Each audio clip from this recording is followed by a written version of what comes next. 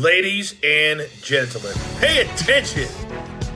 This is your boy, the coach from the WWE. I would like to welcome you to the very first wrestling podcast in the world to take you on a weekly deep dive into classic matches along with legends of the squared circle.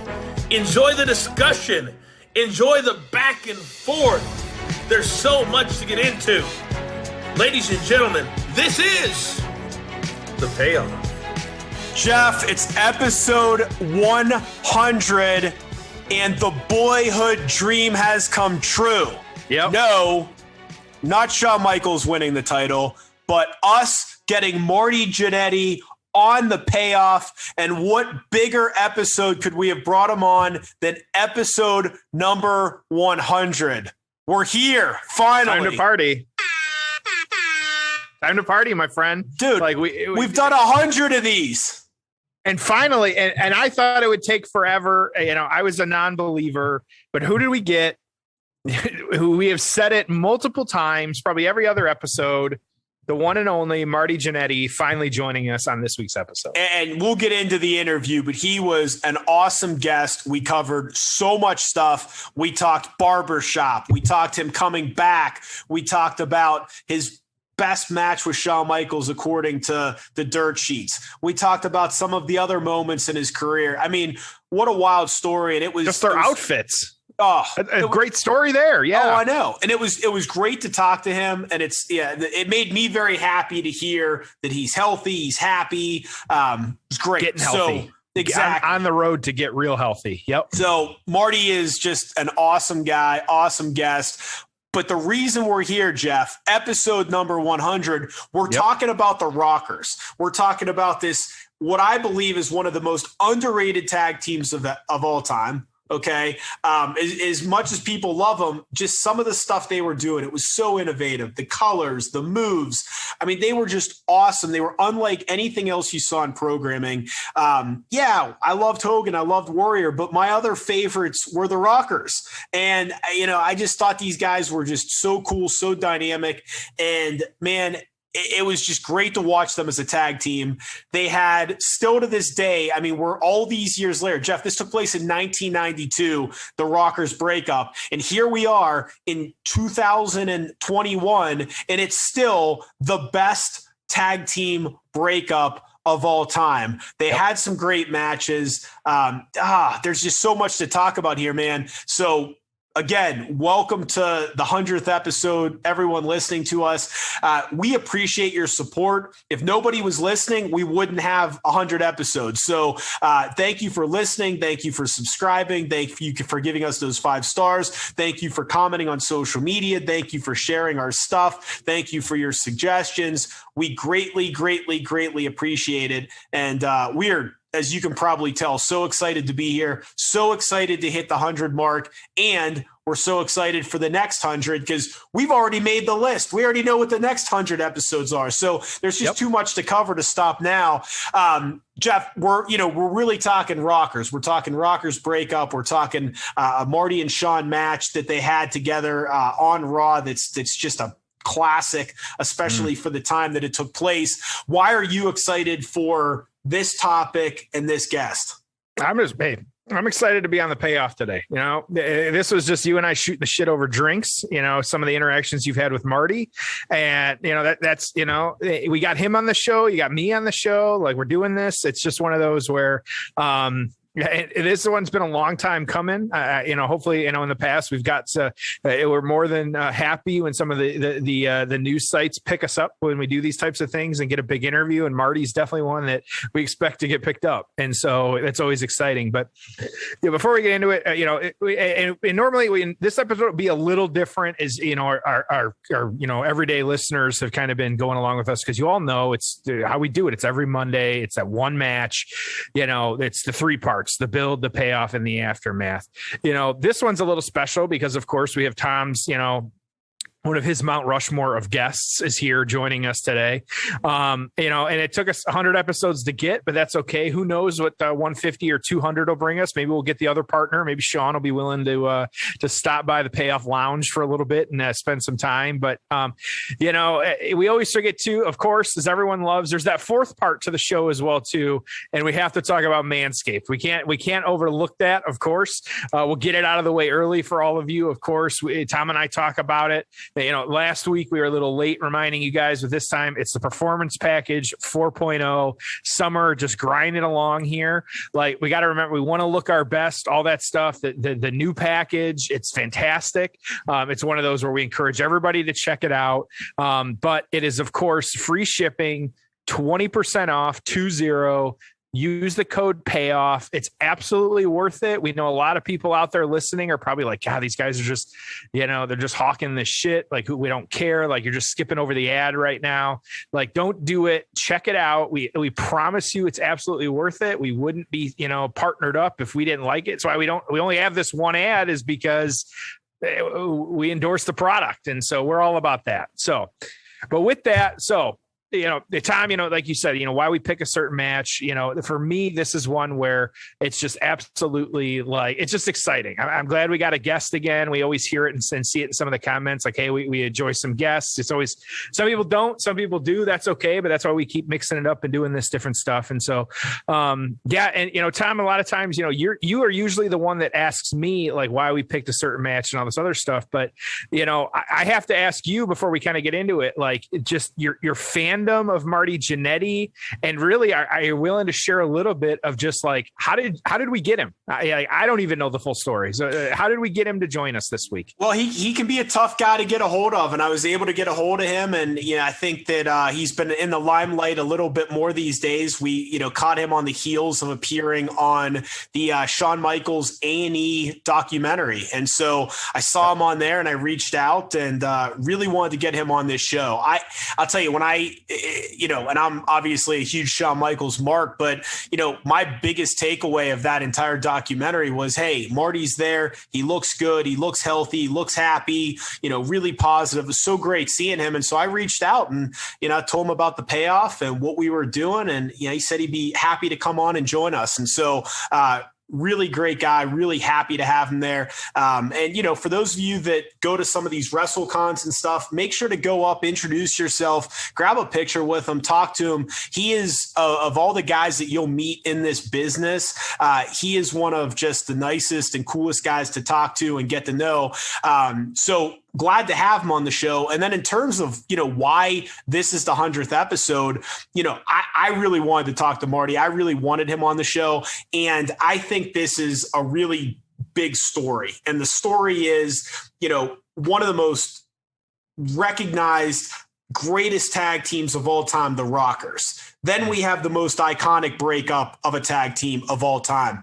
Shawn and Marty then proceed to have, as we'll talk about later, they were the match of the year in 1993. These guys were tearing down the house. Now, the reason we don't remember it better is because they didn't take place at a WrestleMania. And one of the greatest crimes of professional wrestling is we didn't get Ric Flair and Hulk Hogan at WrestleMania 8, and we didn't get Marty Jannetty and Shawn Michaels for the Intercontinental title at WrestleMania 8. Can you imagine those two matches, your world title and your Intercontinental title on that card? They would have been incredible. And I think that if we would have gotten that Shawn Marty match at WrestleMania 8 inside the Hoosier Dome, it would have been Steamboat Savage level. It would have been that good. It would have been so much better than anything else that was being done. That's how good these matches were. We're going to cover one today. So super excited to cover it. So excited to have Marty here. Jeff, are you ready? Yeah, let's get into it, man. All right. It's time for the build. Oh, it's time for the build. So untraditional build. We're talking about three different things. We're talking about the barbershop incident, right, where the tag team breaks up on January 12th, 1992. Okay, so beginning of 1992, they break up. Obviously, as Jeff's going to talk about, there's some really good build to that situation. Then Marty Jannetty comes back to the World Wrestling Federation on October 31st, 1992. Okay. And then the last thing that we're going to talk about is this just classic match these two had on July 19th of 1993. So this whole storyline arc, I mean, from before the barbershop to everything after and the matches they had, I mean, it was on and off for a long period of time. As Shawn is really finding his footing as the Heartbreak Kid and becoming Intercontinental Champion and having great matches. This particular Raw, July 19th, 1993. We're inside the Manhattan Center. We had two dark matches. Rich Myers, no idea who he is, defeating Dwayne Gill, who obviously later became Gilbert. And then we had Razor Ramon defeating Mr. Hughes. So two different dark matches. And then we move on and we get the actual card. 23-minute match, the match that Marty and I are talking about during the interview. Shawn Michaels, your Intercontinental Champion, against Marty Jannetty. And again, 23-minute match. You didn't get a lot of that on WWE, WWF television at the time. So really a different type of match than was happening on their programming at the time. And to be clear, when we say Raw, this was not Monday Night Raw. Like, this was 1993 at the Manhattan Center. Like, this was the main event and opened the show.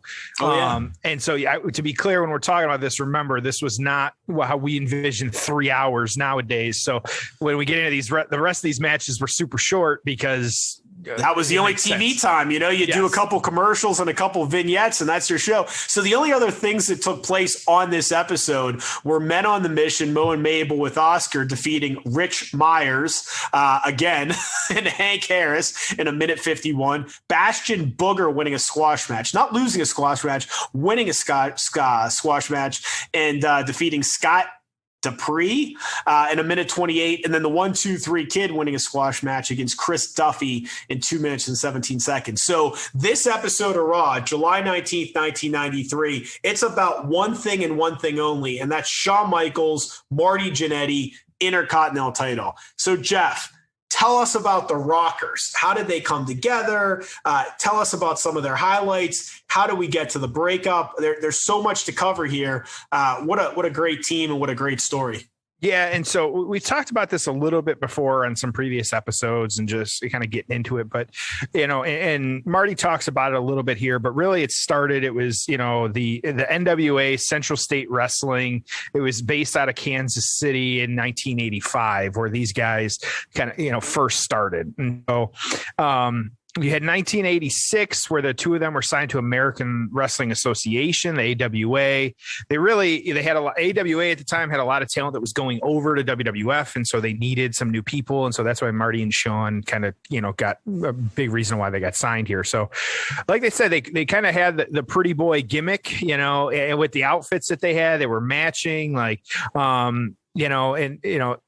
Marty really talks a lot about their kind of outfits and kind of what came of some of that. That's a big part of the interview. You'll hear that when he's talking about some of that stuff. It's kind of cool. At the time too, and he says it, they were the Midnight Rockers as well too, kind of different name, kind of, what they were going with based on the song. And kind of having that, but then it's really even there, like kind of going after the tag team titles in the AWA. So, it was actually 1987, January. They beat Buddy Rose and Doug Summers for the tag titles. It was interesting because they actually got a WWF offer while they were still the tag titles in AWA. And so interesting kind of overlap here. And this is the Midnight Rockers. Even though they were signed with WWF at the time, they were actually still holding the title. So there was actually a quick change. It was summer, May, 1987, just a few months later, where they dropped the titles actually pretty quick. So they go over there. So, but their first appearance was actually less than a week later, 1987 in May, after dropping the titles, actually a house show in Minnesota, who there was one of their first initial matches, challenging the then WWF World Tag Team Championships, the Hart Foundation, for a title match. And so talk about getting thrown into the fire on this one. Like, hey, you're going through the promotions, you're in the quote indies and kind of doing that. And then your first match, you're taking on the tag champs of the Hart Foundation. So, interesting, but then really, strap a rocket to them here. 4 days later, they're on TV, then Wrestling Challenge. having their first one and actually beating Jose Estrada Sr. and Jimmy Jack Funk. And so kind of winning that one. And so that was really, it's interesting because as much as it looked like the rocket was getting strapped to them, they were let go actually pretty quick on this one. And so they had a couple other house show matches and things like that. But in the rumor, and I think Marty kind of maybe talks about it a little bit here in the interview, is really kind of let go. They were just partying pretty hard. And so it was the time as well, too. I think that just the partying, not focusing on the ring work, like, maybe different, kind of style in WWF versus coming up from AWA. I mean, with all due respect, they're lucky to be alive. A lot of these guys. I mean, I just can't imagine it. Yeah, absolutely. I have a couple beers and I'm hungover for 2 days now. Yeah, right. Absolutely. And so dealing with that, but and so these guys, imagine, and Marty talks about it, getting back into the ring and stuff like that and training. Like, I remember I still think when Brian Pillman Jr. was talking about it too, of how like, you can't just get in and get a 20-minute match. Like you got to work up to it. Like you got to build your stamina. You got to do these things. But these guys, some of the stories we were hearing, and we were in the mid-season break for Dark Side of the Ring, but the plane ride and some of these crazy shit, like these guys, like you said, they were partying hard and then they were going out and putting on 5-star matches. So, just impressive. So, but then coming back, returning, it was June 1988. Again, Superstars of Wrestling. It was a squash match, but then had their debut part of a Survivor Series 10-team tag match. They were actually eliminated. It was a double DQ, them and the Bolsheviks. And so, but on TV doing their things. And so now there's always the discrepancy here. It's kind of weird, but by WWE's records, the Rockers never actually had the titles as the tag team champs. They actually did win the tag team champs, though. It was a 2 out of 3 falls. It was in Indiana, Fort Wayne. It just politics and controversy. Brett didn't want to. It seems like, from everything I read, it was just messy. But they never technically had it. And so, but after really being together since 1985 and in the territories and doing that, we finally get to the split in December 1991. So, Marty, he talks about it, that, there's always loss to the wrestling gods of exactly what happened. The behind the scenes was, they wanted Shawn they were going to strap the rocket to him and be the singles guy. Like, we'll probably one of those, we'll never know the full true story, even talking to Marty and Shawn, but, whether it's contractual, whatever it might have been, we'll never know. But of course, the famous Brutus the Beefcake Barber's barbershop, taped, it was really taped like a month earlier and then, kind of aired where, of course, the Beefcake actually interviewing the Rockers about their problems. They had some tag matches where, super kicks and just kind of mess ups and things like that. So they had been building to it a little bit. But of course, seeming that they had worked through their problems, but then Michaels super kicking Jannetty through the glass window of the barbershop set. Just one of the absolute most we've been using a lot lately, but just memorable, iconic images ever in wrestling of him just, draped over the barbershop after the super kick. Michaels, ripping it was a picture of the two of them kind of showing, it's just that it was done, turning Michael's heel, kind of having that happen. Interesting story too. You got to listen to it, pay attention, like the glass that they had that he actually went through. Surprised Marty wasn't more injured. He talks about that story a little bit here. And kind of dealing with it, it was one of those, it was actually a blade job after the barbershop. And so he, not something that was happening a lot. And so wasn't able to get storyline into certain things. So just, the build up to the breakup and just kind of what was happening, it's really one of those stories where, it almost doesn't make sense in retrospect of why they did it because of how hot these guys were. But, it's just how it played out and what they wanted to do. And so, super interesting. There's no other way to cut it. I'll kind of stop there with the breakup because we want everyone to kind of listen to the interview and then we got a little bit more to talk about on this one. But yeah, Tom, thoughts on all that? Anything else you want to kind of throw in there? I'm sure you do. No, we'll talk about it after the interview, but it's just really good stuff.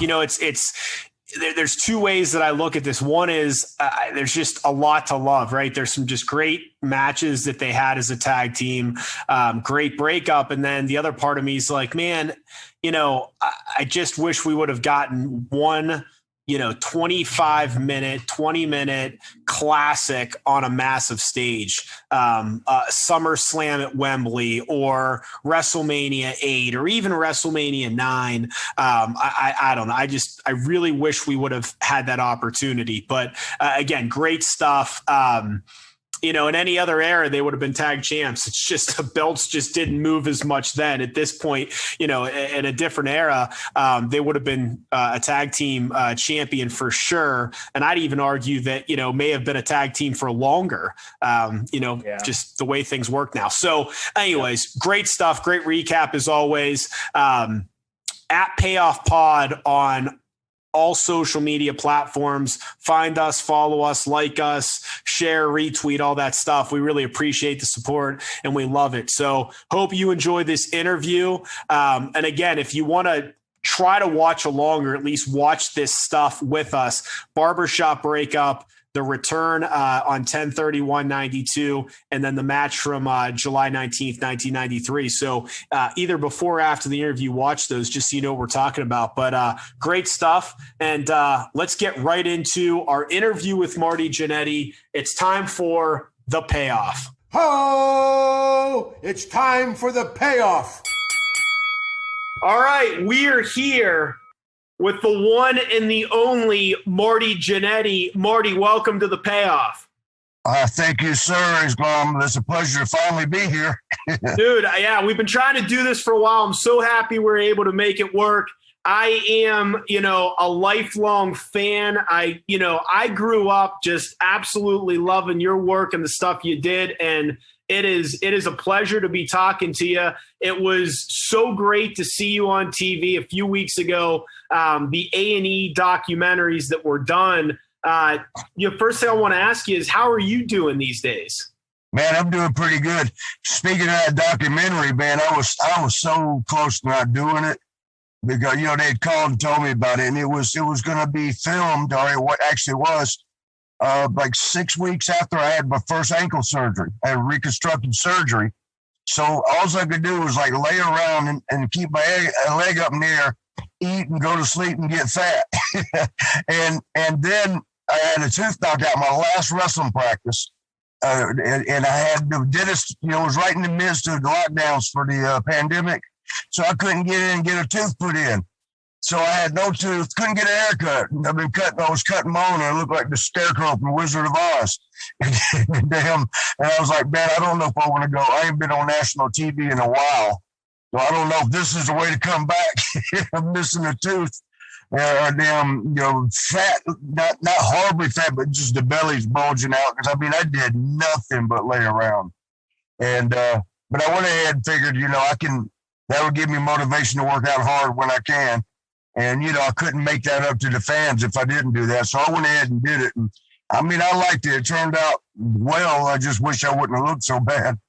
Yeah, well, that's the thing is, if you wouldn't have done it, I think people obviously would have said, well, where are you and what's going on with him? And, something's wrong. So I think just the fact that people saw you and, you looked happy and, you obviously really contributed to the story. So I think people were just really happy to see you. I don't know what you've seen online or what the feedback you've received is, but I know the stuff I've seen was just, hey, it was so great to see him, so great that he was a part of this, and looks like he's doing well and he's happy and healthy. Yeah, I didn't really get any bad feedback, at least not on my sites, right? I saw on the other site, and I don't even think they were talking about me. They were making fun of Sean, talking about, somebody has that much money, it's not a shame to get hair plugs. And then somebody else had commented, these guys got all this money, they should get teeth and hair and something. I forgot what else they said. I thought, well, that tooth one, I wondered that one was directed at me. But overall, I thought it was great. I was really concerned because it had been a couple of times. Sean and I do great, man. We see each other at signings and, we hug and, talk a little chit chat and then we go do our signing. And but every time I would see him do an interview, he just has a bad habit of telling things slanted a little bit towards him, and sometimes it makes me look bad. And then I know he's not doing it just to be shitty. Excuse my language, sorry, to be ugly. But I mean, he said, "Say I understand he can't make us. You know, he's still out there doing it. I'm pretty much a byproduct now." But I still don't like it. I mean, you know, but he actually came pretty damn truthful on this one. And I'll try to watch the cuss word. Sorry about that. No, you're fine. You feel free. We cuss on here as well. No problem at all. I feel like I'm in the dressing room just talking. Yeah. So the relationship is good. You guys see each other from time to time, and you guys are on good terms. Oh yeah, real good. I mean, we for a while we were texting back and forth. That was about it, you know, because neither one of us had time to sit down and talk.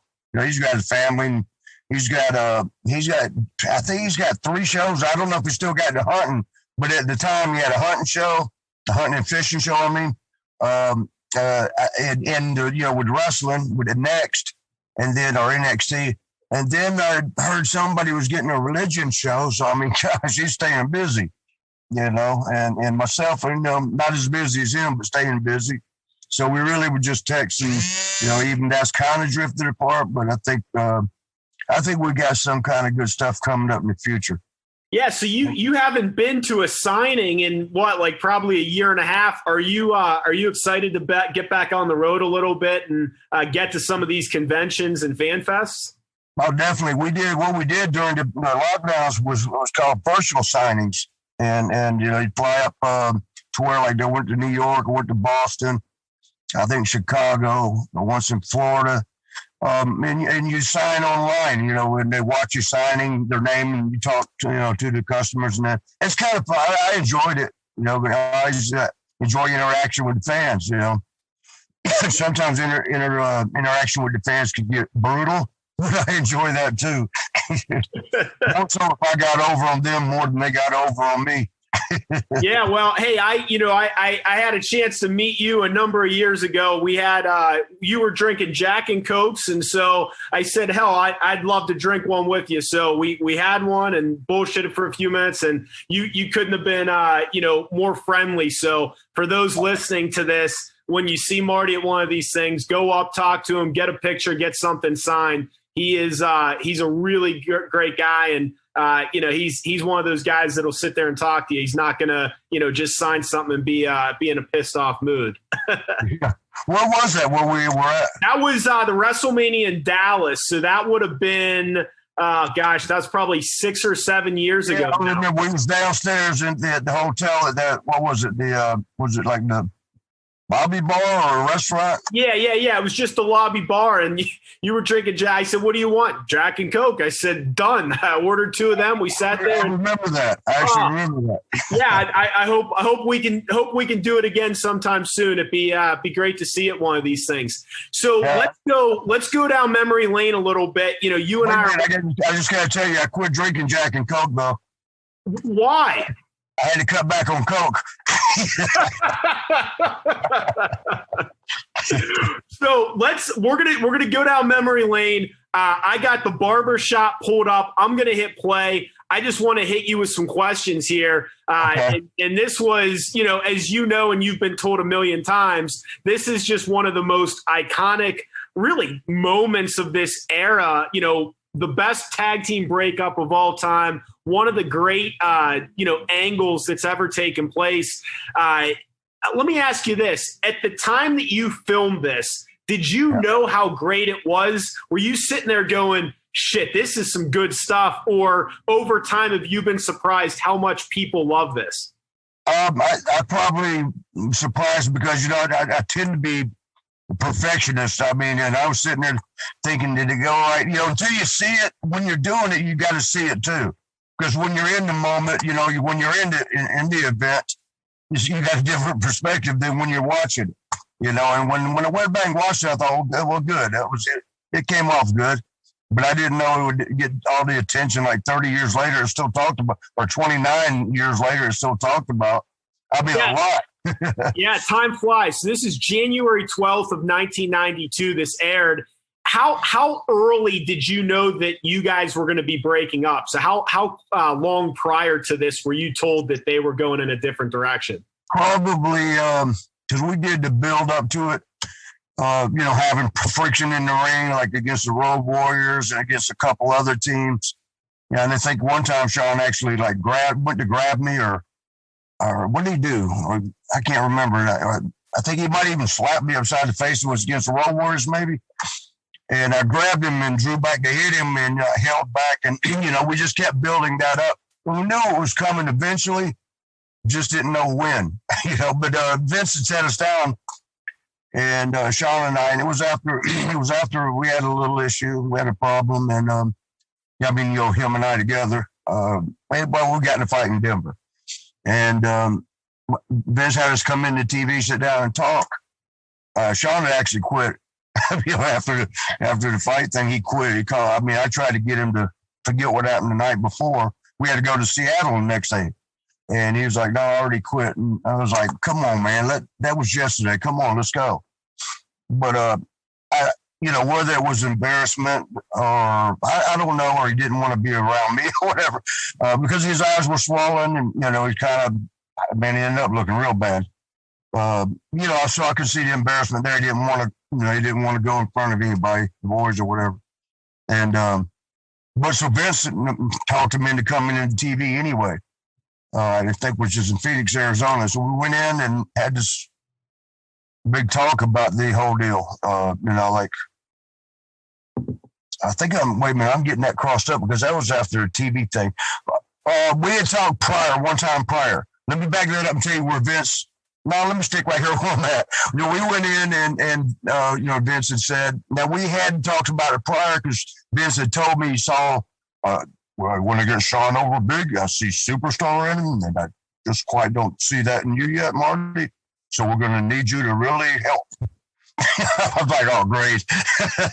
But I didn't mind. But I was, at the same time, I'd asked Vince on that first meeting about it. I said, where will I go afterwards? Because I know generally when they break a tag team up, the one that helps get the other, catapult the other one to the top, you won't see much of him later. And I wasn't going to sit there for 2 months, 3 months, whatever it took, and make him a superstar, and then get my notice I'm gone. So that was the main thing I was trying to make sure of.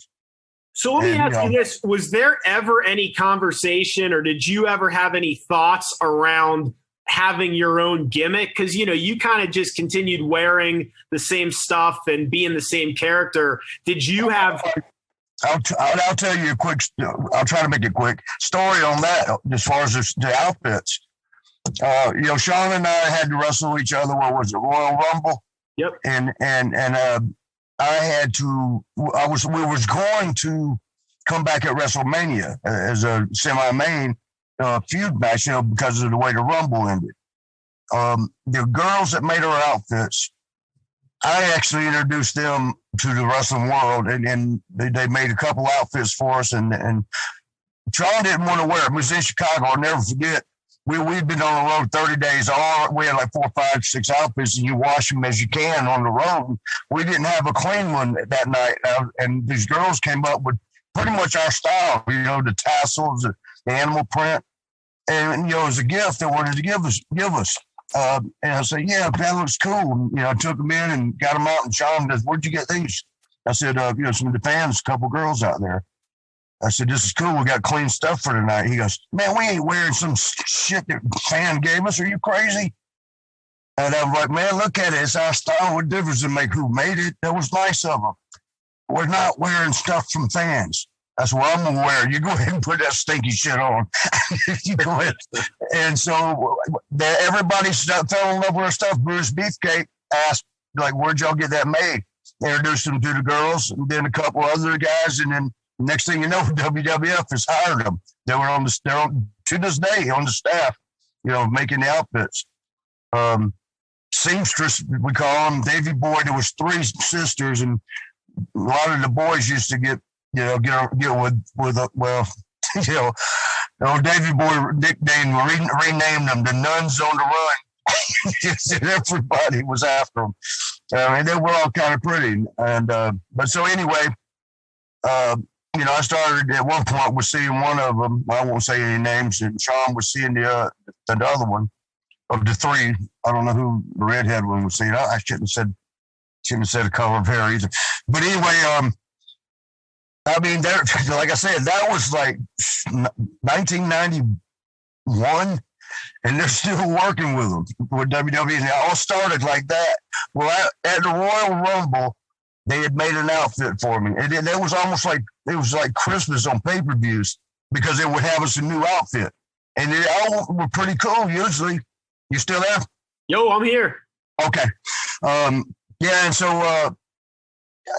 I couldn't wait to get it. Sean had his new style. Remember, he had the chaps or something, the mirror things. His was cool, different style. So I couldn't wait to see what they was going to have for me. But since Sean was the one that was being the guy that's, I'm a heartbreak kid, I'm going on. They made his different. They left mine the same, the tassels and all. But the only thing was that outfit, the Royal Rumble outfit, man, it was the most ugly. It was hideous. I pulled it out and I looked at it, and it looked like a damn air filter.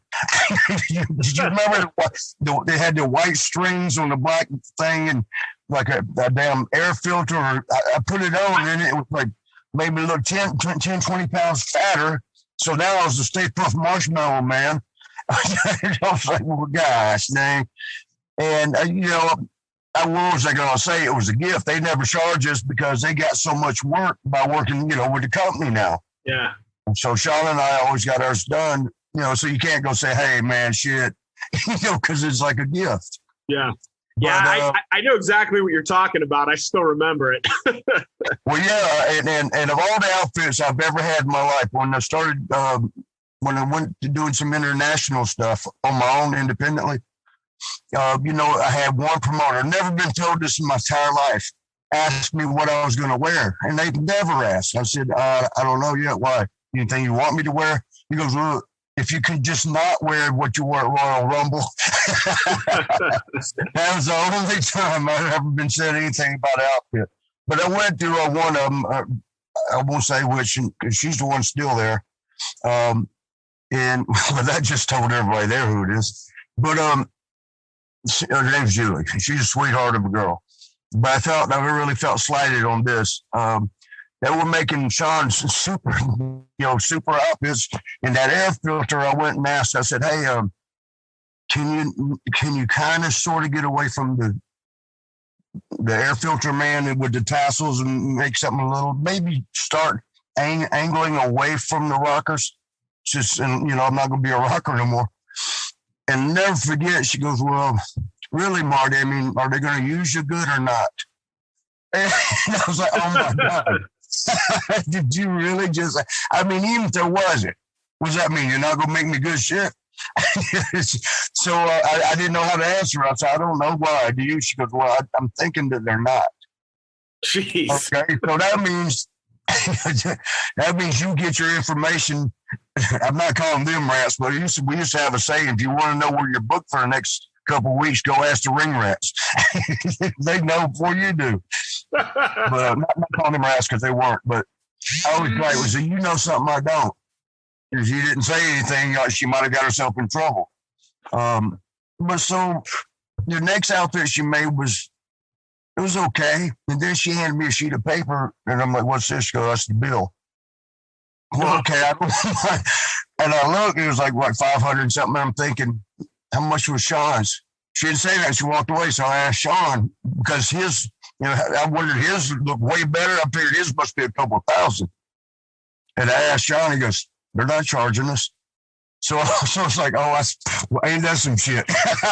I see how it is now. I got them hired on, and now because Sean, well, you were seeing him for one thing, and then next thing he's just going to be the superstar. So we'll keep making this shit free. Sorry, Marty, you're going to have to pay a bit.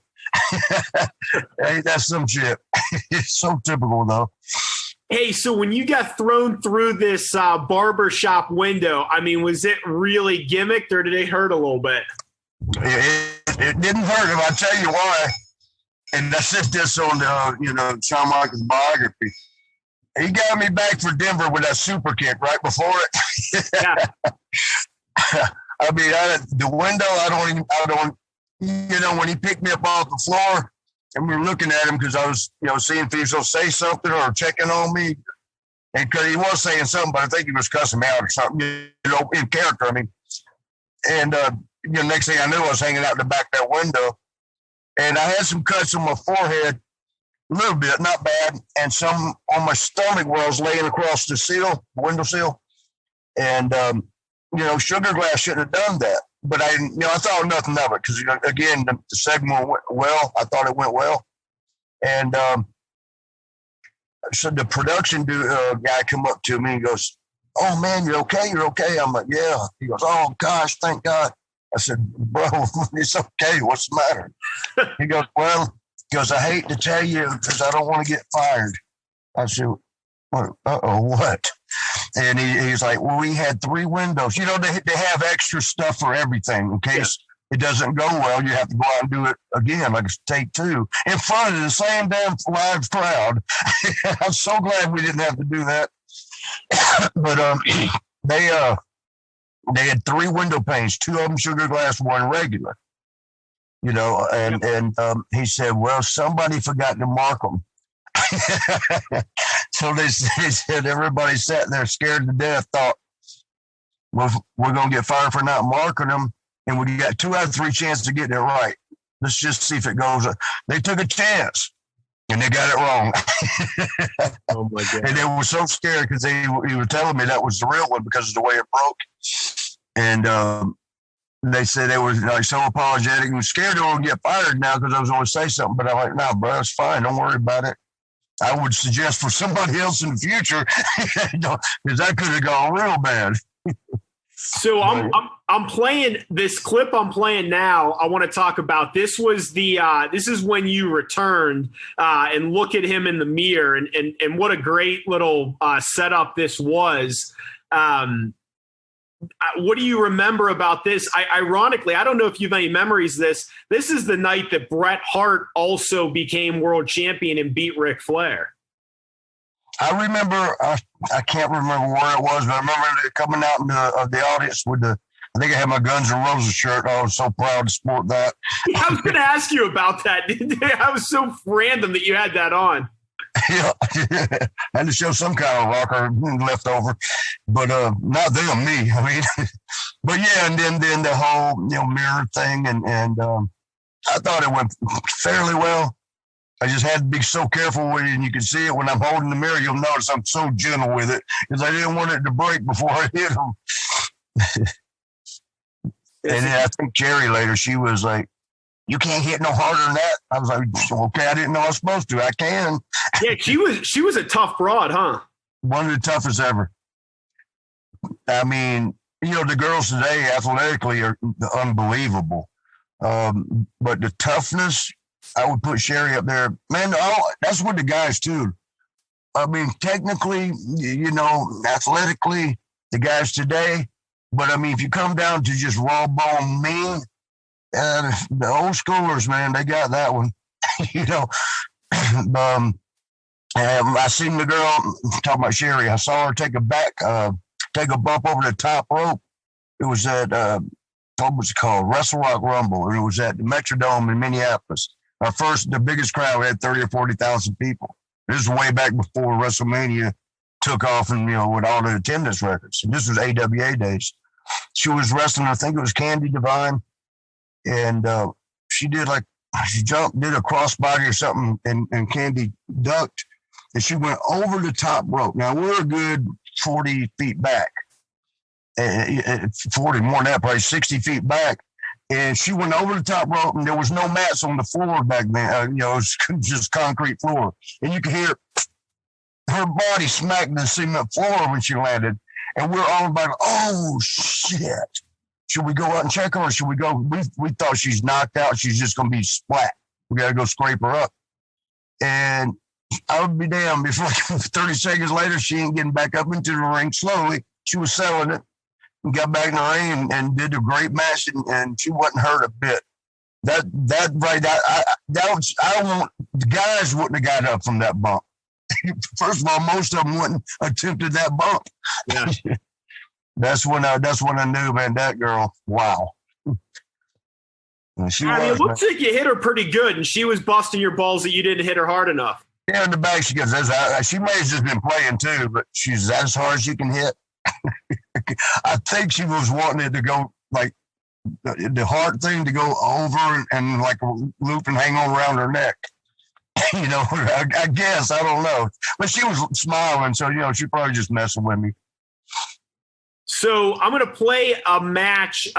This is from Raw on July 19th, 1993. I don't know if you know this or not, but this actually, believe it or not, is the highest rated dirt sheet match of your career. Now, I know you've said that you've had some others that you are really proud of as well, but this match here, and I just hit play on it, July 19th, 93 from Raw. Don't know how well you remember this match, but was it the title match? Yeah, so he's coming in as champion for this one. Oh, okay, the 2 out of 3 fall. Yeah, so I want to get, we'll talk a little bit about the match throughout, but just in general, you guys really tore the house down with some great matches. And, as you remember during this era, there wasn't a whole hell of a lot of good wrestling happening. So it really stuck out like a sore thumb. Yeah. Well, plus, Sean and I, we just knew each other so well that, a lot of the guys, the thing is, you're working the crowd. I always tell the guys, in my schools and seminars, you're not just working the guy in the ring. You're working the crowd. Your job is to get them excited or upset, or to have control of them. And when you're like Sean and I, when you become one, like we wouldn't even have to talk. Or sometimes you adjust to the crowd. Like, all right, this ain't working. Let's speed it up, slow it down. Go to a high fly and go to the ground. Because different parts of the country, they like different stuff. Like in Iowa and around there. Back in the day now, I don't know what it's like now. They used to like the groundwork because they're so good in their collegiate, wrestling. And you go down to Texas or LA with all the luchas, and they like the high flying stuff. So, you have to adjust according to where you are in the country. And and again, another thing I like to teach my students is study the crowd. When you're watching video, don't just watch a move you can do. Know why you're doing it, number one. But 2, watch the crowd, study the crowd, so you pick up quicker on what the crowd's reacting to. And, Sean and I never even had to speak. We never had to make adjustments. We knew what to do with each other because we had I think it was 7 years. 86 to 91, however many years that is. 300 days a year on the road. I mean, we do each other, 300 matches a year. Well, at AWA, we didn't have that many, but 88, I think. Once we got to WWF, it was 300 a year for 4 straight years, 5, whatever it was. And you learn each other. But we clicked as one, and that's basically what a team has to do to be as one unit. You become one with each other and the crowd. You connect, and you're all just one, functioning as one. And so it was easy for Sean and I to have great matches. I generally, when I worked with started working with other people, I would have to judge against what I considered to be the best.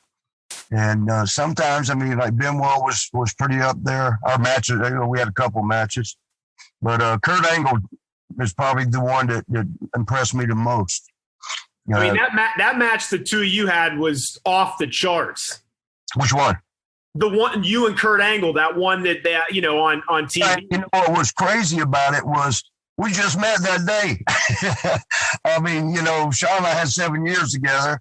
The kid and I did pretty good. 1, 2, 3 kid X-Pac. Yeah. We got pretty decent together. It took a little bit of adjusting to each other. Bob Holly, hardcore Holly. It took a minute with him. Almost didn't make it with him. But we finally got in sync. There was somebody, when Al Snow and I clicked, quick. It was great. I got to tell you something real quick while we're right here talking about that. All my tag team partners, one time, Smoking Guns, remember them? Oh, yeah. We always rode together, me and Bob Holly, and when we were teaming. And I think Was Al Snow? Al Snow, I know, was 96. Was that that was after Hardcore, right? After when the New Rockers came along, or around the same time frame, maybe. Yeah. But whatever it was, old Billy Gunn, he was talking about the kid. Everybody that was like shot up to the top. Sean, of course, then the kid, Hardcore Holly, and this was after Hardcore and I had split up, and he became Hardcore Holly. What's his name? Became X-Pac. And even Al Snow became Hardcore guy, after he champion. After, Billy Gunn says, man, I want to tag with you. Everybody you tag with shoots to the top. They should your name should be Springboard Jannetty. I didn't really know I didn't know how to take that. Other than, damn, I must be one hell of a good coach. Well, yeah, I mean, you at every stage of your career, even, when you came back not that long ago to work with Kurt, a few of those matches, I mean, you still look fantastic. Yeah, and I'll get back to, you mean work-wise? Yeah.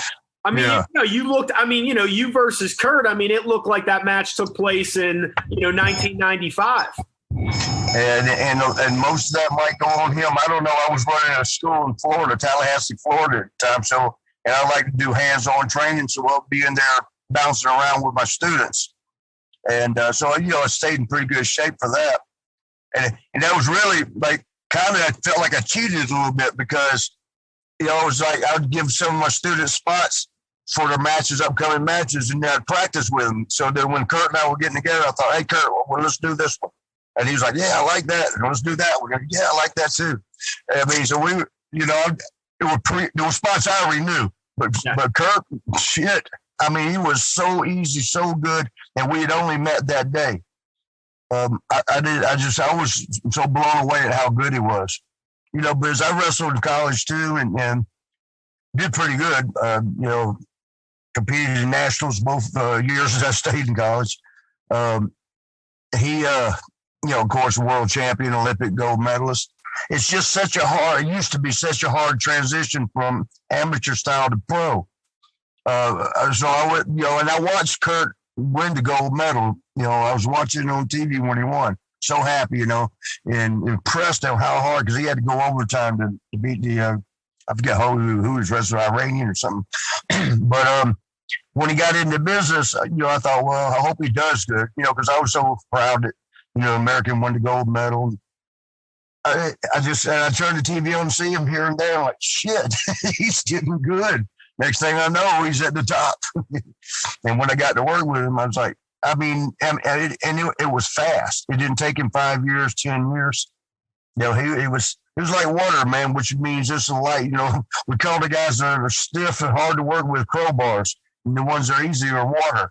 And it was water, everywhere you needed him to be, he was already heading there. And if you needed to move him, if he needed to move you, it just was so smooth.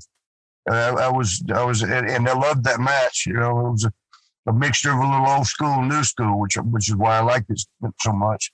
What's the last match that you've worked? On with WWE or no, just in general. When's the last time you were in the ring working? Probably about a year, somewhere in the neighborhood a year and a half ago. My ankles they just started to deteriorate. In fact, when I had to wrestle The Miz, and I think that was 2009 or 2010, my left ankle had blown out. It collapsed, but I didn't have health insurance, and I couldn't afford what they charged for the surgery. So I just had to make it work for a while. Try to build up the money, and I think it was like $40,000 for the entire process of surgery, rehab, and everything else, which I didn't even do the rehab. Did the rehab at home when I finally did do this here, because the rehab they do is silly. I had myself ready way quicker than they would have had. But anyway, 2000, you can see the way I'm running down the ramp. I had the match with The Miz, and that's one of my happiest, proudest, because Snoop Dogg, who I'm a huge fan of, he introduced me out to the ring. That was, I loved that. And you could tell. I mean, if you didn't know, but now that I've said, if you ever see that match, you could tell the hobble. And I just couldn't move in the ring that much. Johnny Laurinaitis was that's Animal's brother, warrior. God rest his soul. He come up and told me, even after the Miz match, he goes, "We could use your help, train some of these new guys." And I told him, "So let me get myself in shape." Which basically he was offering me a contract, a job, but I just didn't feel I was ready for it after that match. And they appreciate even Vince. They were like, nobody does that. Nobody turns down the contract because they know their conditioning is not quite where they want it. And unfortunately, I never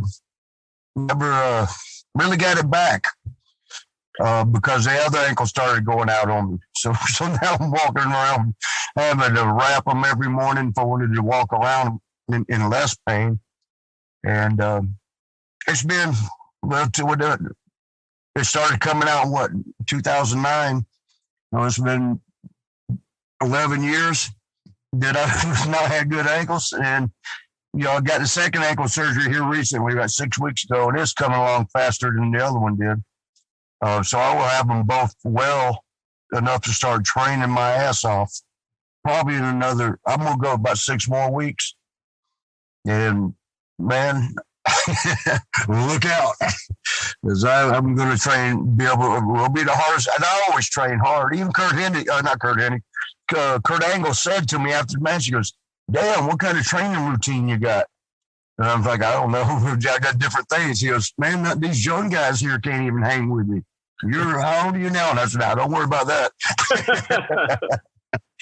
But so he was surprised at it. I can't believe that you tired me out and these guys here can't. I do train like an animal when I'm not doing wrong things. So which I'm not doing wrong things no more, as I don't have to. I had to before to kill the pain, or at least that's the excuse I like giving. So when this other ankle's when you're done with your PT and you're kind of back up and running, I mean, you're going to probably feel better than you felt in years, right? Yes, sir. And hopefully, I had doctors give me pain pills, but I've got such a high tolerance. I'd run right through. They used to give you 60. They won't even give you that much at one time now, or at least not me. I'd run through 60 within a week or two, 10 days easily. And you ain't supposed to refill that for a month. And, they would tell me I can't keep doing this. But they don't work otherwise. If I don't take 4 or 5 of the strong, whatever they give me, Percocets or Vicodin. Yeah. If I don't take 4 or 5 of them, I might as well not take any of them because it's not going to help. I've always had a high tolerance. I got a high pain threshold as far as, in the ring. And then with the same thing with the pain medicine, it takes a lot. And, it got to where the doctors were like, "No, you're getting and I knew that. I knew it was getting dangerously high, how much I was taking. Plus, watching all the guys that were ODing on it, I didn't want to become one of those guys,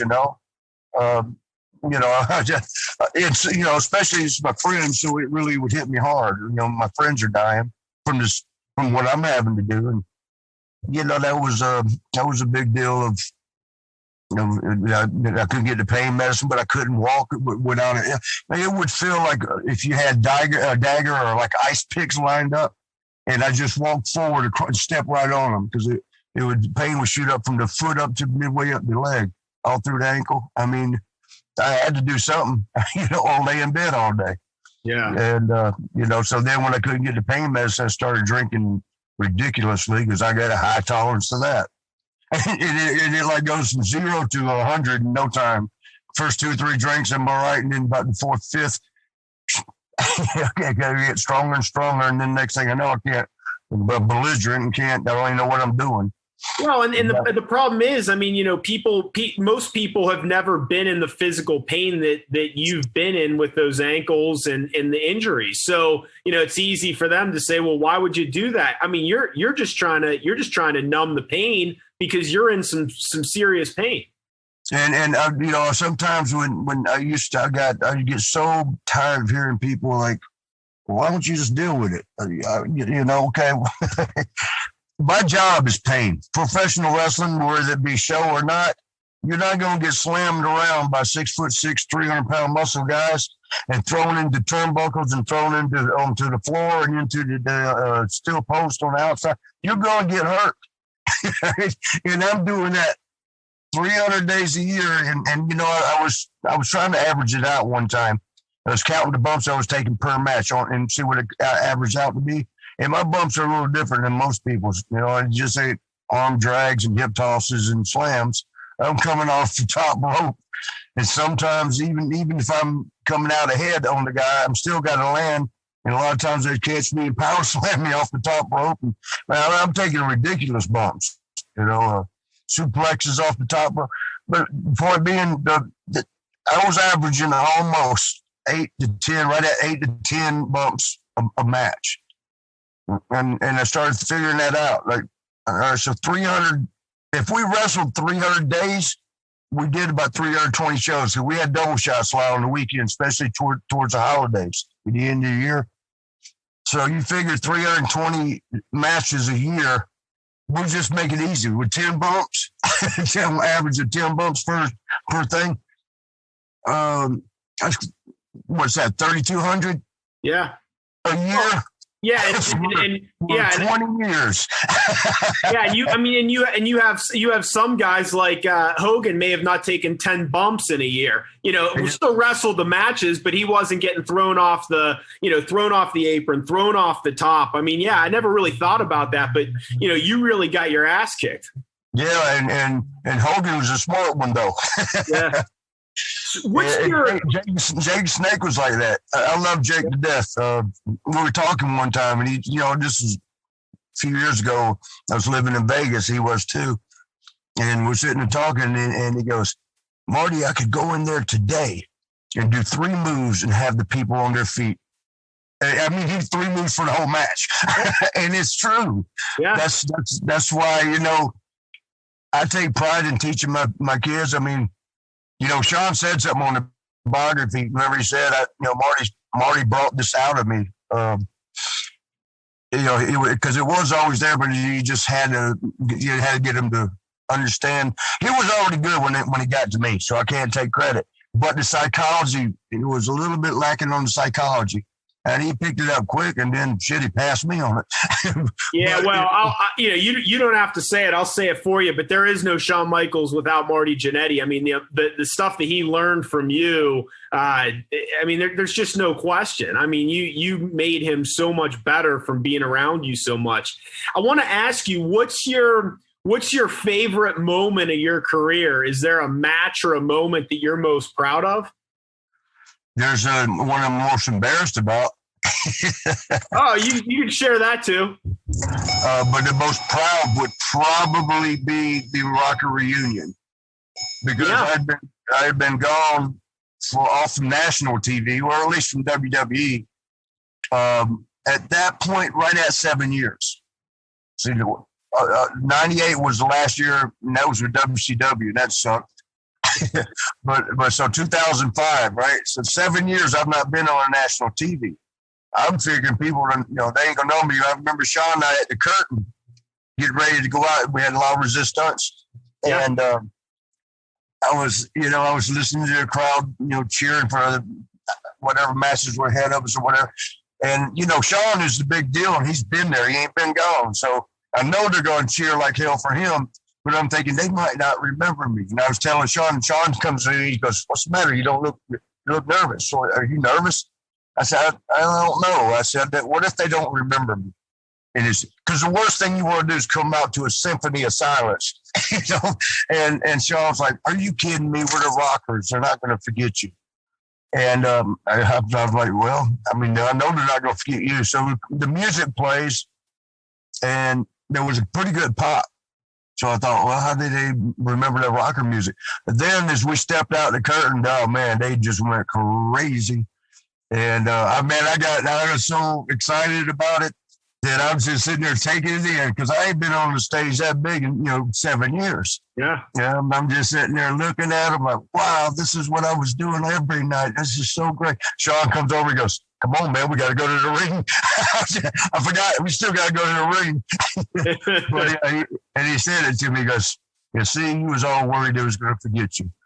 But the match, Sean and I had not even barely spoke to each other over that 7 years. So we had not necessarily a fallout, but I just got a little disappointed with him once. I think around the year 2000, he had a school over in San Antonio, and I was running a school in Houston. And he was wanting me to, well, I forgot who it was, called me from his school. He was wanting me to come over there and run his school. But I was happy where I was at. Probably should have went now in hindsight, but I was happy with my own school. I didn't want to go have to work under him. And I think he might have took offense to it or something. I don't know. But I don't know that I took offense to it, but he recruited some of my best guys that I built up, and as soon as I got them built up, that kind of crap. That happens even in the independent level. And so we really didn't speak for a little bit. I don't know how much animosity was actually there. It was maybe, I don't know. But from not talking for quite a while, for about 4 or 5 years, we didn't speak at all. And then meeting up and having a Rocker reunion match, man, we did everything in sync like we had not even stopped all those years. Because the last time we wrestled as a team together would have been 91, end of 91, beginning of 92. So 13 years later, you're wrestling the same as you did. I just thought that was great. The only thing I wish that you would have done that night is had Sean in some matching ring gear. Well, and I was lucky enough just to get something that looked rockerish. Yeah, but he would have to. I don't know. That would have been cool. I mean, I thought the same thing, but then again, after Julie, and I didn't mean to say her name. In fact, I didn't say her name, and I won't say Julie again. I wasn't going to take no chance and ask her, see if Sean would wear some rocker stuff, and then certainly I wasn't going to go say, Sean, I'm going to wear some HBK stuff. Should the Rockers be in the Hall of Fame? There will be one day. There's a reason that I don't want to get into, but there's a reason right now. Good. So that's what I want to see. I want to see the two of you get in the Hall of Fame together. I want you to be up on stage. I want you to be healthy and happy and looking like $1 million in a suit. Well, I appreciate that, and that will happen. Okay, I'm taking your word for it, and I will be there cheering you guys on, and you'll be busy that weekend, but at a different WrestleMania, we're gonna have some Jack and Cokes together. Oh, I'll just have the Jack. You have the Coke. All right. Hey, yeah, but listen, I'm telling your fans and my fans over on Facebook, and like I said, I want to put this up on Facebook. Yeah, tell everyone where they can find you, how they can get a hold of you, where they can buy your stuff, anything. Just make sure people know. The best place is Facebook. I'm on Twitter. I'm on Instagram. I'm on LinkedIn. There's something else. But the only one I really do much with is Facebook. If you go there, it's under my name, and it's the one. There's a few fake ones, and then I got a fan site. But the one that you want to go to, it's a picture of me right in front of the barbershop window. Not the same barbershop, but the barbershop window. That's how you'll know that's mine. And if you can't get, if you follow at least, because they've limited me to 5,000, but I can have as many followers as once. And we still communicate with the messaging, and I'll get you in as soon as I can. I'm trying to get Facebook to let me get that little blue dot thing that's certified, and they let you have as many friends as you want. But right now they're not doing that. And then you're on Cameo as well, right? People can get a video from you. Yes, on Cameo. And again, it's under my name, Marty Jannetty, or One Marty Jannetty. I think the Twitter's at One Marty Jannetty. And dude, I so appreciate you being here. I'm glad to hear that you're feeling great and you're healthy, and we haven't seen the last of you on the big stage. So that's what I did want to finish out telling your fans, my fans, and anybody else out there that hears that. I'm going to have 2 healthy, good ankles to train again on within probably in the 6 weeks to 2 months. And so give me 90 days after that, and you're going to see the transformation you're not going to believe that a human could do. And that's a promise. I love it. I love it. Hey, Marty, thank you so much for joining us. Everyone's going to love hearing from you and hearing this interview. And we know that we haven't seen the last of you, and we can't wait to see you again soon. Thank you so much. And we look forward to seeing you at fan fests and cameos and everywhere that you're going to be. Well, I appreciate it, my brother. You stay in touch. You got my number. We'll talk every so often. And for everybody out there, man, y'all keep on rocking. Ho! It's time for the aftermath. All right. So because of some scheduling issues, I did the interview with Marty. You were on vacation or out of town or doing God knows what. Yep. Okay. So I like to party. Yep. So here's the deal. You listened to it. What did you think? Because you said you were driving back home. You were on a little road trip. And so you took the time to listen to the interviews you were driving when I sent it to you. What did you think? What were your impressions of Marty and what we talked about? What was noteworthy from our discussion that you thought? That was after I was driving back from visiting my parents and things like that after finally the pandemic madness. But I think that it was the biggest things was I felt like he has been in the news for some crazy things lately. Last 6, 12 months, whatever it might be. He was like extremely upbeat. I feel like he was very excited about where he's at. I think I texted you, like, the guy, and like a lot of these people, like they're just, like he said, like, 6-7 painkillers a day because that's what it took. And so I can't imagine. And so can't imagine, but also could never. I mean, you're an asshole if you judge anyone that does that. I mean, these people are in pain. And so I'm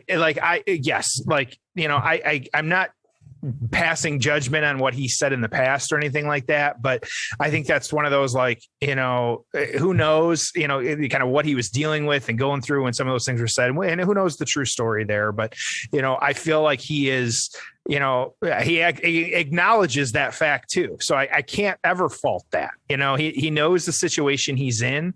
And he acknowledged too, like he has felt like crap before this, and he wasn't even sure about doing the A&E kind of show, but it just, he kind of pushed himself to do it. And it's great to hear that he's still got I had no clue he had still at a wrestling school. And so, like, for him though, he wants to get back out there. I feel like the guy, like, it's almost like, resurrection of Jake Snake type stuff of like, I really got the vibe where it's like, if he got the call and he was healthy, like, dude would be diving around out there. Like, and so my overall take from it, and I love the stories and all this different stuff that he talked about, and the different glass panes and their outfits and being on the road, and I'm sure he has incredible memories with Sean from some of that stuff. And he spoke extremely highly of Sean, which that doesn't always get out there, and so I'm sure they had their differences, just like you and I have professional differences. Like, that's just part of it. But for me, like, I was most like kind of happy to see that he's happy. I completely agree with you. And I think he would be a tremendous asset at the Performance Center. And not even at the that would be great. I think, like, having him, AEW bringing some of these people in, but it doesn't have to be the big shows either. Like, you put him, like, let him go train and work with some of the guys and the men and women at TNA. Like, he set the standard for a lot of this high flying stuff, just like, say, some of these, like Brian Pillman and some of these other people did. Like, they were doing things that were crazy, and especially like tag team wrestling, and everybody wants to focus on tag team wrestling. Like, I'm sure, you might say, oh, there's people, you can find people that, have been around longer or something like that. But for what they were doing at the time they were doing it, like, it was unmatched. That's what you have to look at things in context of when they took place. Right. And those Rockers matches, and you and I need to go back and watch one. There's a couple of them. Got them on our lists. Yep. Yeah, there was a Brainbusters one that's supposed to be fantastic. I think it was at MSG. There's a couple that took place at WrestleMania. I believe there was one at Royal Rumble. I really want to find one and watch it. Nobody was doing that stuff. And I'm not saying anywhere in the world, but certainly in the United States on a big stage, no one was doing anything like that. It was just absolutely incredible.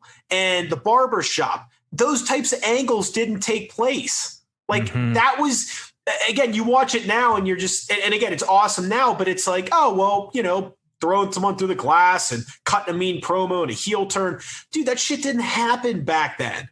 Like it was cartoon, goofy stuff, you know, action figures. I mean, it wasn't like that. And then the Sean Marty matches, like the one we watched and just their stuff in general, you know, you could put that match on AEW this week and you'd go, wow, that was a really fucking good match. And for that to have happened, you know, 28 years ago, that's really impressive because 99.9% of the wrestling that occurred in that era, you watch it now and you're like, this is awful.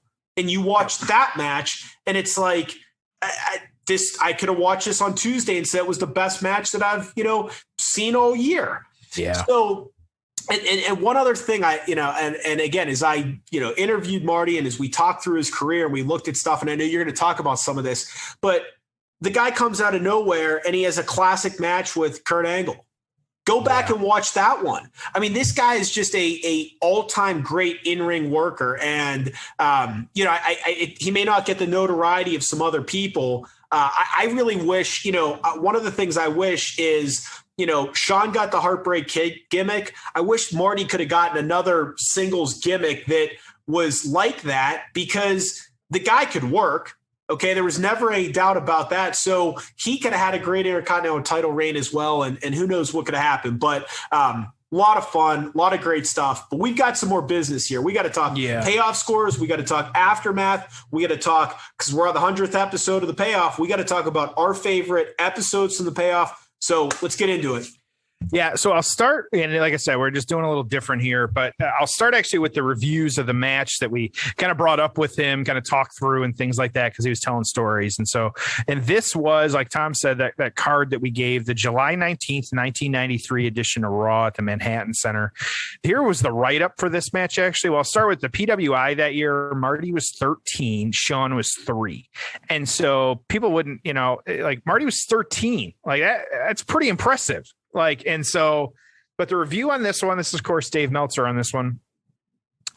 The 7/19 Monday Night Raw show featured the best match of WWF television perhaps ever, with Shawn Michaels versus Marty Jannetty ever. With Shawn Michaels and Marty Jannetty in the 4 3/4 stars range. Jannetty scored a pin early, but Michaels had his feet on the rope, so they restarted. Finish saw Jannetty miss a crossbody and take a bump over the top rope to the floor. Diesel threw him back in the ring where he was pinned. These two worked almost a state-of-the-art style match combining lucha moves and choreographed spots, Japanese pacing, and a little American psychology. And so I have watched it. I'm assuming, Tom, you have as well, too.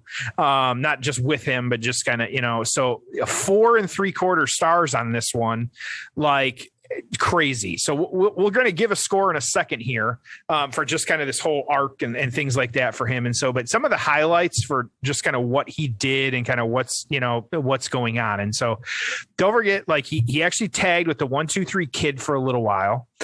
He did a short stint in actually ECW in 1995. One that, it gets lost to the kind of history and, you know, time and things like that. But you had the New Rockers. It was him. It was February 1996. It was him and Leif Cassidy.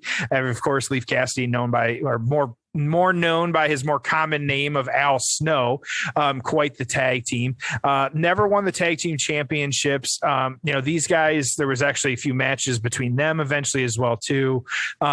the reports, Marty just wasn't happy with how this was kind of playing out, which I get it. And so just kind of happy. But his last match was actually December 16th, 1996 with the New Rockers and kind of doing that. He's done a lot of time on the independent circuit as well, too. Different house shows, UCW in 1997, along with some other people.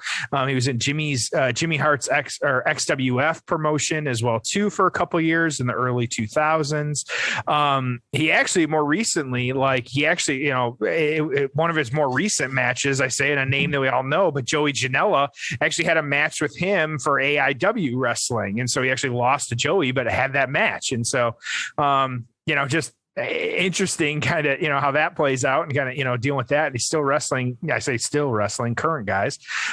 He has his wrestling school as well too. And so, doing that now, he did spend some time, actually, I kind of jumped to 2000 there, but he was in WCW, he was injured actually like 98, 99, kind of, doing that as well too. But the biggest thing that he talked about a lot, and it's one you and I haven't even brought up yet, was the reunion. And so in 2005, which just the one time only build again, the Rockers, the original music, the clip itself is one. They were taking on La Resistance. Like, this is another one too, where after I watched the interview, I got home, I kind of unpacked. And then that evening I actually, I watched that match and kind of just them. And it's great to watch that whole entrance of just how excited they were, them kind of having the match, doing the rocker dropper, their move. It was really cool to see that, especially in 2005 and kind of doing that.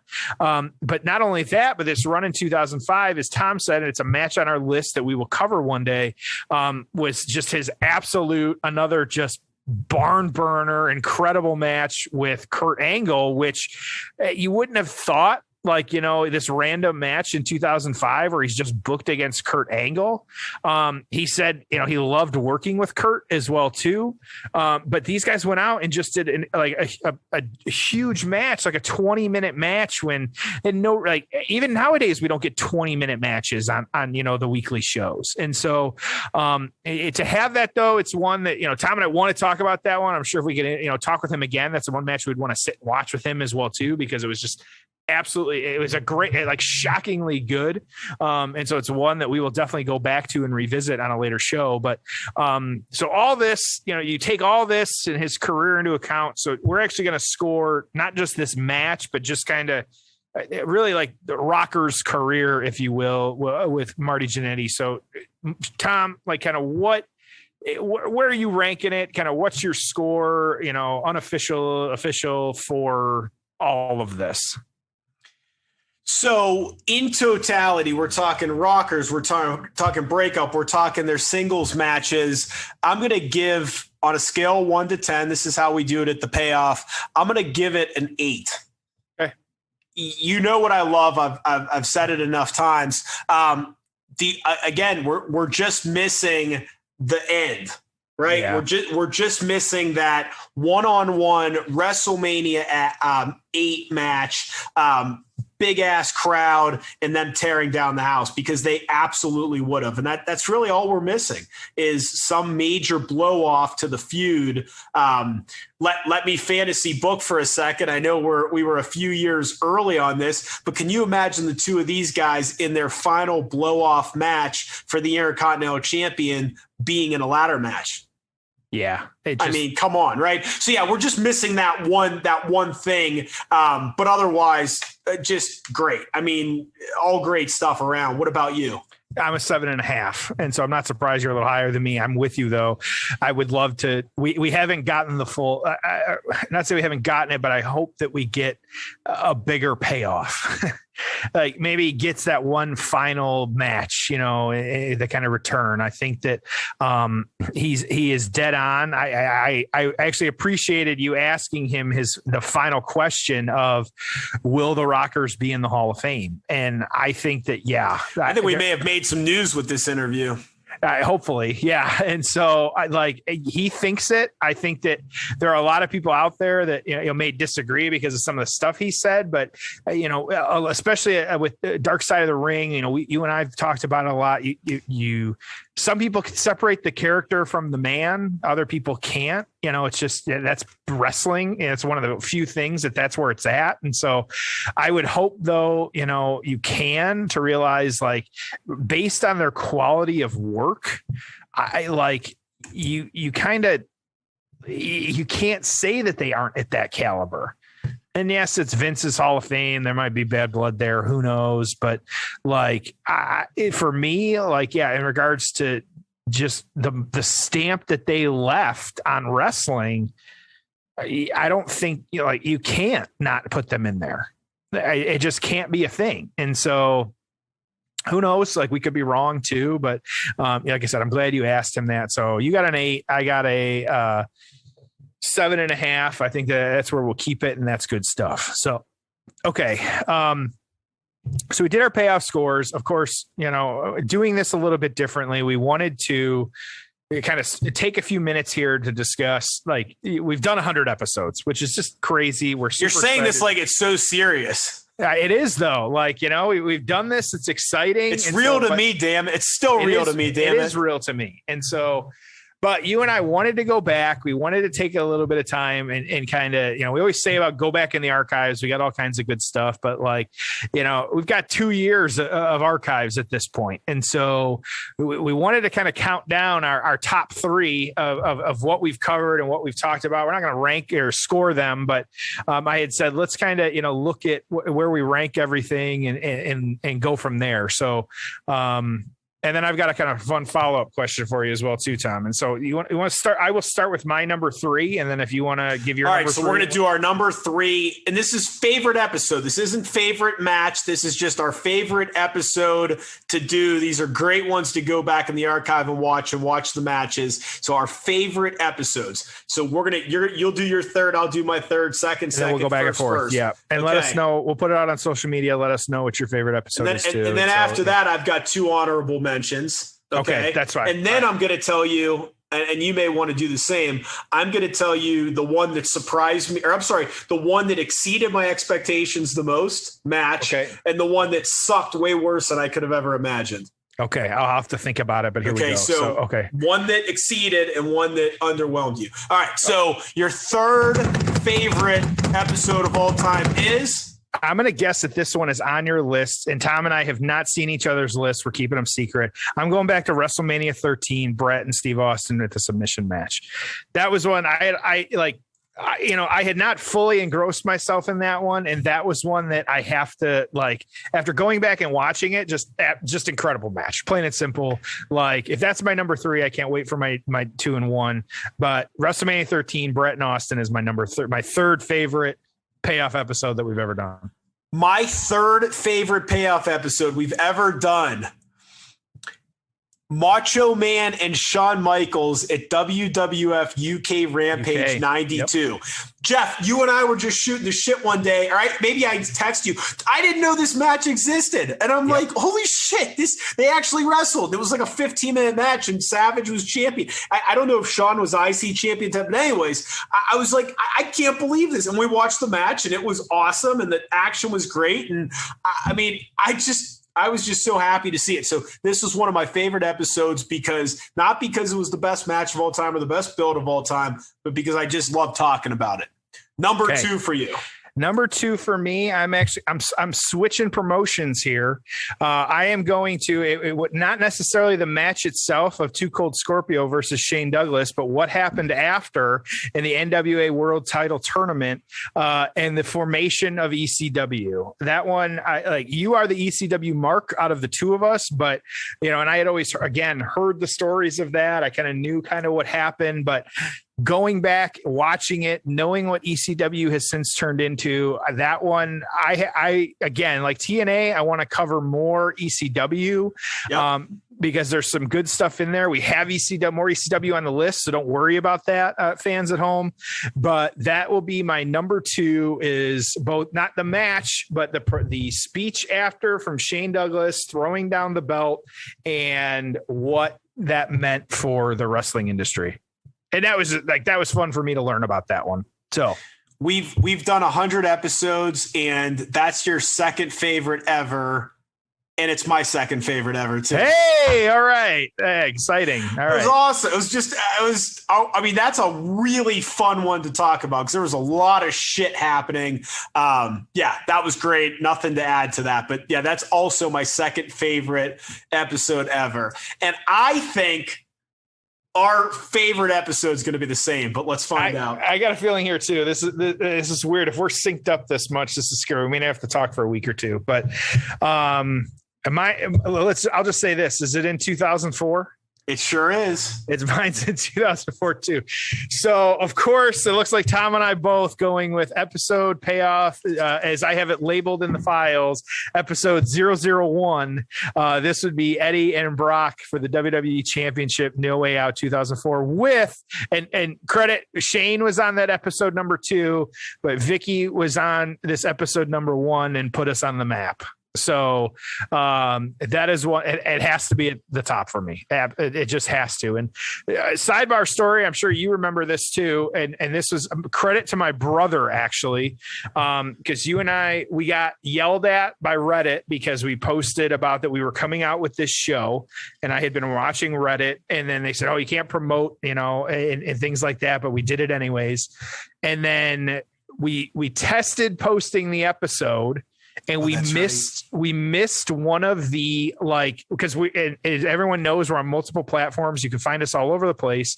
And someone found the episode and it had been shared without you and I knowing, but it was there, shared on Reddit. And there was a huge thread on the show and kind of what was happening and all this other stuff. And it was credit to my brother, because my brother said, he's like, you need to check out Reddit. You got like 100 comments on your episode. And we were like, we're not even live. And we ended up dropping the episode all of a sudden because we're like, holy shit, like what is happening? And so credit to Vicky Guerrero, credit to, just the word of mouth on that one. That was a match everybody wanted to hear about. It was one you and I were excited to talk about. We had no idea what we were doing that week, but we made it work. We had Vicky. And, just great stuff. It just all around that set the standard for us. Love it. Love it. Love it. So our top two are the same and just great. Go back and listen. They're both great episodes. All right. So I had two more and I'll go first if you need to think about these for a minute. Go ahead. That's the fine. Match that was way better than you would have expected. And then the match that sucked way worse than you would have ever expected. I've got that one. I didn't even need to look that one up, but go ahead. God, we might have the same two on these as well. So match that blew my mind and was way better than I thought. The TNA King of the Mountain Slammiversary 2007. Yeah, Styles, Angle, Joe, Cage, Chris Harris. That was just awesome. Out of this world. What was your most... Yep. And for me, kind of going back and looking at it and kind of what was out there, and you at a more recent episode, I'm actually going to go an older episode. And especially because, we had the Dark Side of the Ring about him recently, but the Brian Pillman versus Jushin Liger match would have exceeded what, just what they were doing and kind of the craziness with that one. Like that one exceeded. I'm glad we had that one as one of our first episodes because we almost needed it to set to see that and know like where so much of the wrestling that came after it came from. Yep. And so that one absolutely exceeded my expectations. Okay. And then the match that sucked way worse than I could have ever imagined.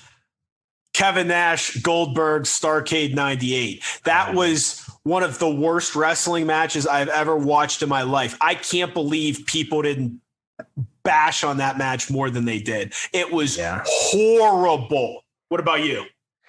Me, I'm going early as well too on this one, and one that I know I was worried of what would happen. I think the match itself, I think we were hoping for good publicity from this one, but the match itself and our guest that day, I'm going to go with Buff Bagwell versus Canyon on this one, and the Judy Bagwell on a pole. That was not good wrestling. That was not good anything. And so, that was, I was worried after that one because we caught a lot of hell of like totally out of our control, like, how it sounded and things like that. It was our infancy, but that match was not good. fair. It's fair. Okay. You got any I have a kind of a follow-up question as well for you, just kind of personal memories for you and I. What is we've been doing this for 2 years. What has been your kind of favorite moment though of us doing this and kind of getting to hang out and, talk about wrestling and just the whole experience? What has been something that you have gotten out of it that you have enjoyed? So I'm going to give you 2 answers. I'm going to tell you the thing that's been the most enjoyable, and there's been a lot of them, but I'll tell you what's been the most enjoyable, number 1.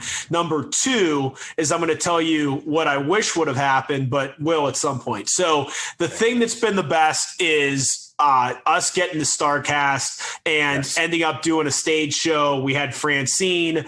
What a blast that was. That was awesome and unexpected and great, and loved it. So that was a really, really cool thing. We appreciate the StarCast team asking us to do that. And we think we delivered a really good conversation with Francine. I know she enjoyed it and appreciated it. And it was the crowd really liked it. Yeah. And the crowd really liked it as well. So that's my favorite. The one thing that I wish would have happened is we were supposed to go to WrestleMania together, and you and I have not attended a WrestleMania together, but we will. At some point soon. So I look forward to that. What about you? I'm with you as well too. And that was what I was getting at too, was just the whole event and kind of going there and being able to hang out and just, rub shoulders with some people. And we met a lot of good people. And I still to this day remember, I just kind of funny. And for people that were there and got to interact, and you and I, it was the CM Punk show, and the line was wrapped down the hallway, and, like six people deep. And you and I just walked up there with our box of koozies and just started handing them to everybody in the line. And I remember, I don't even know, like you heard her, but like one of like the volunteers that was working the show was like, that's a really good idea. And you and I were just handing koozies out to everybody, whether they had them already or not. And so, those type of memories, that's the good stuff, wrestling, bringing us together and stuff like that. I know they're not doing that again this year, unfortunately, with All Out or All In. It sucks, but yeah. And my honorable mention is, you and I have some mutual friends and people that know both of us, and to see people, the look on their face when they find out that you and I have a professional wrestling podcast together. Yep. Weekly. Wait, yep. Huh? What do you mean? Yeah. I'm like, 100 episodes, couple 100,000 downloads. What? Huh? Yep. What do you mean? Like pro wrestling? Yep. In our shoot jobs, like we have a mutual friend as well too, who I know he has a podcast as well too, and maybe does an episode once a month, if that. And so, I was kind of scrolling through all the episodes we have, and at the time we probably had 70 or 80 episodes, and he was like, "This is like a real thing for you guys." I was like, "Yeah." Why wouldn't it be? Like we take it serious. We do this. We have a lot of fun doing it too, because we talk about wrestling. So why wouldn't we? And so, just overall really fun stuff, really good stuff. So, well, and I'll close by just saying thank you to everyone for listening, for spreading the word. We really appreciate it. It's been a wild ride, and we're going to keep doing it. We've got a ton of matches to cover. We got so many more just classic WWF, WCW, but then we've got some of these great TNA matches that we barely scratched the surface on. We've got ECW matches. We've got that FMW, Vice documentary coming, so maybe we'll try to grab a match or two from them. I mean, who knows what is out there. I was even thinking, we tried to do like Tiger Mask and Dynamite Kid. They were talking about that on the documentary, and I know those matches are supposed to be classic. So we're gonna find all kinds of stuff and keep doing this. We enjoy doing it. We appreciate the support. Jeff, anything else to add? Yeah, the one thing we haven't done in a while is just his social media. I know Marty said it, but I wanted to put it out there too, like kind of dropping him a line, kind of checking in him and stuff like that. So on Twitter, so it's kind of flipped. On Twitter, he's @1. That's the number 1, Marty Jannetty. It's 2 N's and 2 T's in his last name. But then on Instagram, it's flipped, and he's just at Marty Jannetty 1. And so Twitter, 1 Marty Jannetty, Instagram, Marty Jannetty 1. Drop him a line. He is active on all that stuff. You know, it definitely sounds like from when we were talking to him, like he would love to interact with more of the fans and things like that. And so let him know how you feel about him. Let him know how you feel about this episode. Like Tom and I, you know, we thoroughly enjoyed you got to talk to him, but I've thoroughly enjoyed the fact that we got him. And so I have to ask Tom before we send it home, like, you got Marty. And so who's next on the list? Like, you know, who is now the one that we need to get? It's all downhill from here. Right. Yeah. Honestly, it is. Yep.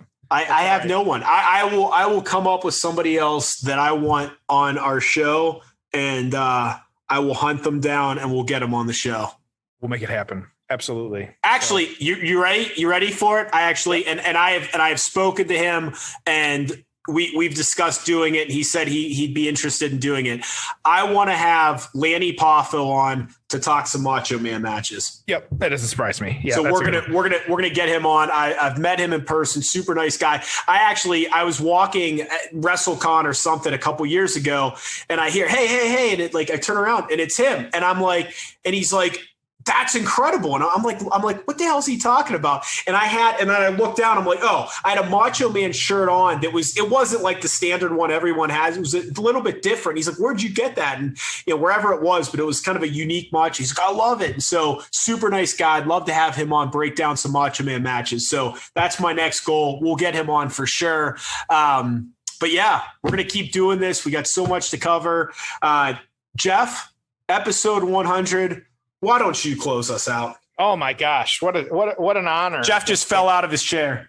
Yes, I did. I thought I was going to break it. And so thank you again to our fans. We couldn't do this without you. So no matter where you are in the world, listening, all that good stuff, we always appreciate you guys kind of tuning in. Like Tom said, at Payoff Pod, we're on all that social media. We're going to keep bringing you all the reminders, all the archives, all the good stuff that we've got. And we've got episodes lined up. It's SummerSlam season. We haven't even talked about it in a couple of weeks, but we're in SummerSlam season. We're getting into it. We got a lot of good stuff. And so as always, as Tom says, thank you for joining us on The Payoff.